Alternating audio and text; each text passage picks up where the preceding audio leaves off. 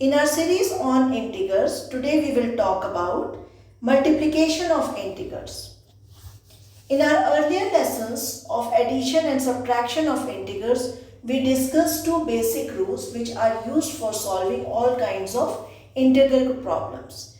We call these rules as golden rule number 1 and golden rule number 2.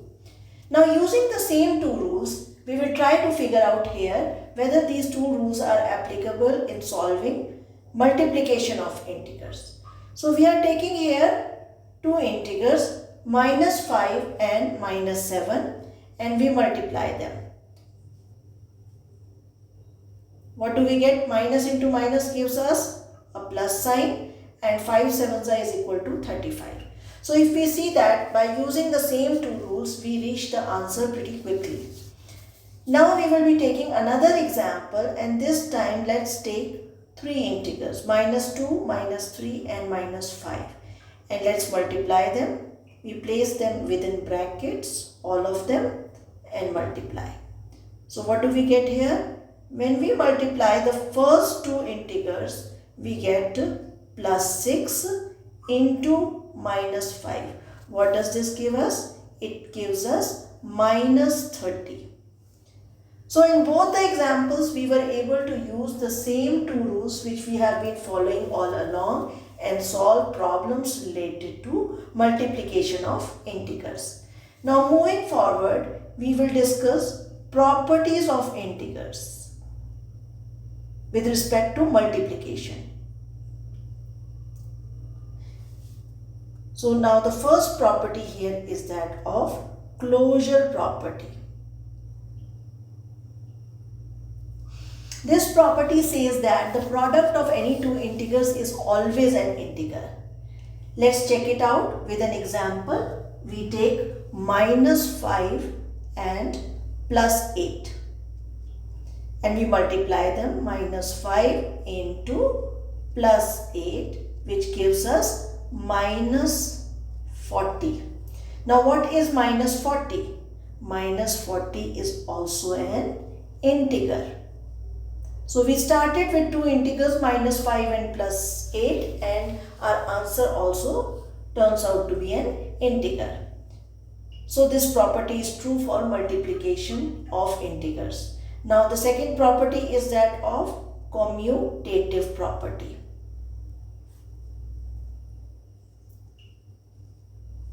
This property says that the product of any two integers remains same irrespective of the order in which they are multiplied.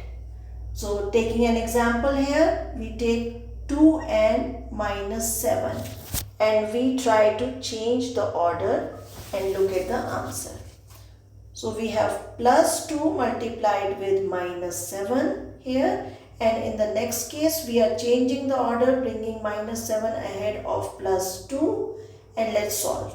+2 into -7 is equal to negative sign and 14, and here -7 into +2 is equal to again a negative sign and 7 2s is equal to 14. So we see that here on both the sides we are getting the same answer.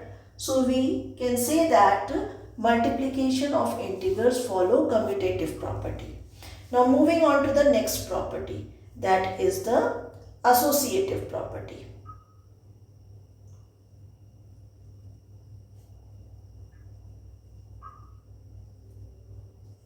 Associative property states that the product of three or more integers remains the same even if the order of grouping is changed.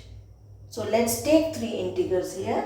Our three integers are going to be -7, -2 and +3. And now we are going to group them differently. In the first one we will be grouping -7 and -2, whereas in the second one we will group -2 and +3.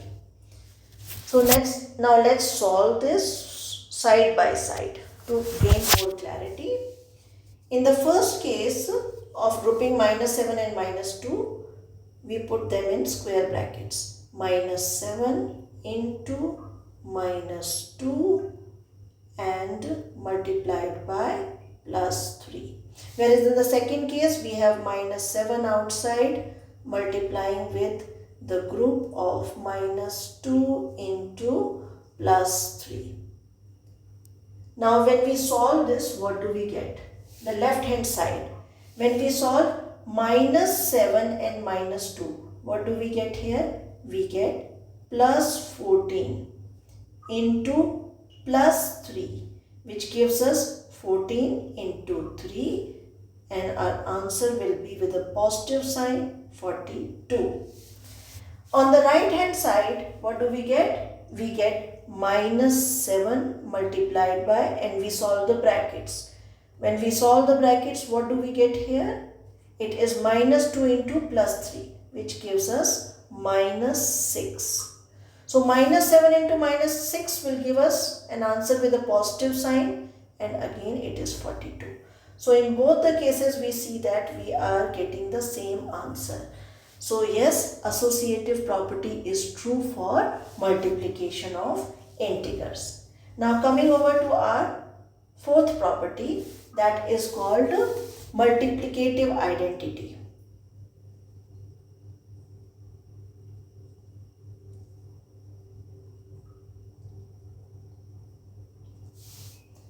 Now we understand this by the word identity. This means that an integer remains unchanged when multiplied with 1, so that its identity remains the same. Let's take an example, minus 7. The question here is, what should we multiply minus 7 with so that in the answer we get the same minus 7? That means that we do not wish to change the identity of minus 7. So what do we multiply? We will multiply with 1. So this sums up the property of multiplicative identity. The fifth one is multiplicative inverse.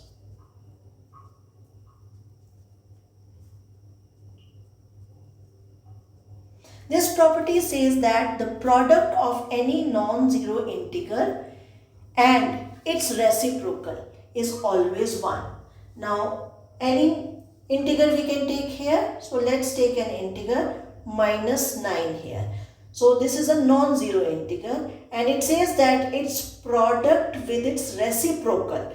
So product means multiplication, and reciprocal of minus 9 will be minus 1 by 9.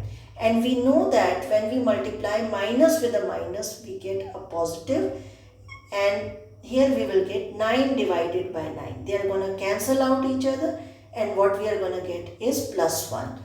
So the property says that the product of any non-zero integer and its reciprocal is always equal to plus 1. Now the next property is that of multiplication by 0. So this is going to be the sixth property here. Multiplication by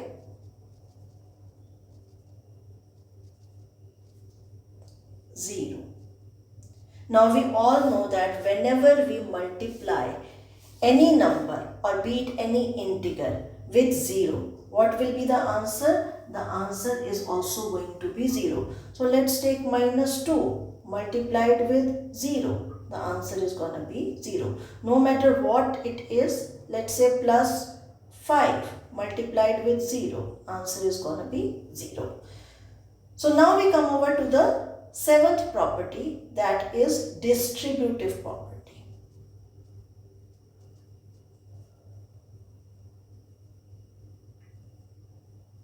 This is the property unique to multiplication of integers.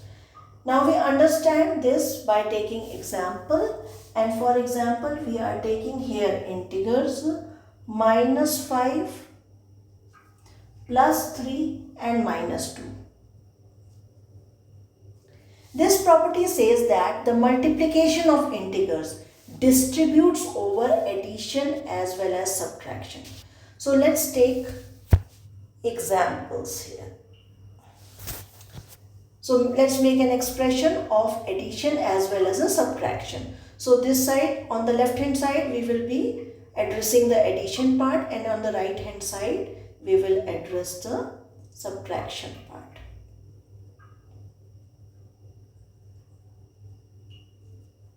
So what do? We make an expression using these integers. So let's do it. We place minus 5 outside and multiply with, here we are handling addition. So we are doing plus 3 added to minus 2.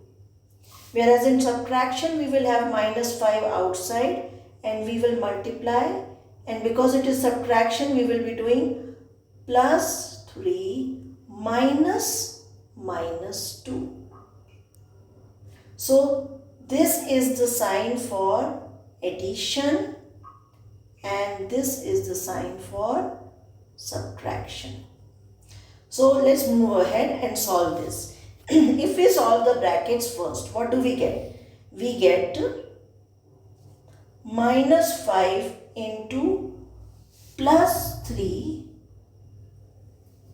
plus minus 2. So what is it? It is plus 1. So this gives us an answer of minus 5. The same way we do for subtraction. Minus 5 into plus 3 minus minus 2 will be equal to plus 5. So minus 5 into plus 5 will bring us to the answer of minus 25. So this is when we solve the bracket first. But as per this property, the multiplication of integers distributes itself over addition and subtraction. So let's address the addition part. What do we have here? This minus 5 is going to multiply with plus 3 and then addition sign, and again minus 5 is going to multiply with minus 2 because it is distributing over addition. So what do we get here? 5 3s are 15 with a negative sign, and we have plus 10. What do we get? Minus 15 plus 10 is equal to minus 5. So we see that we got the same minus 5 here as we got earlier by solving the bracket first. So this proves that multiplication of integer distributes over addition. Now let's take it out for subtraction as well. So we elaborate here. Minus 5 is going to multiply with plus 3 and it's also going to multiply with minus 2. So minus 5 into plus 3, then a negative sign of subtraction, minus 5 into minus 2. Let's solve it. What do we get? Minus 15 minus plus 10. So minus 15 minus 10 is equal to minus 25. So here also we see that we reached the same answer, minus 25, as we did when we solved the bracket first. So we can now say that multiplication of integers distributes over subtraction as well. So this was all about distributive property. Now let's move on and understand this topic better by solving some examples. Let's take the first question, which says that find the product of minus 13 into minus 7 into minus 4 into minus 9. Now let's pay attention here. There are two parts.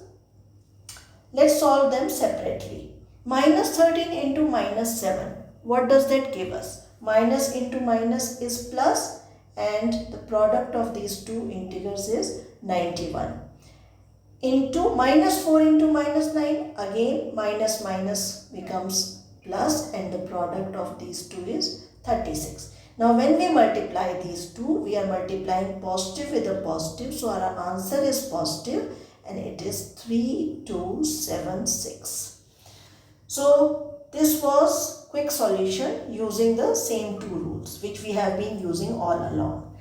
Now we take up another problem, that is, what will be the sign of the products if we multiply 20 negative integers? It says 20. Now we must pay attention, 20 is an even number, and we know that whenever we multiply a minus sign with another minus, it results into a plus sign in the answer. So if we have even number of negative integers, the final output will be positive. And if we have odd number of negative integers, final output will be negative, because one negative will not find its pair to cancel itself. So for 20 negative integers, the answer will be positive. I hope that was clear. Now we move on to the B part. The B part says 2 negative integers. So again it is even. So negative multiplied by negative is equal to positive.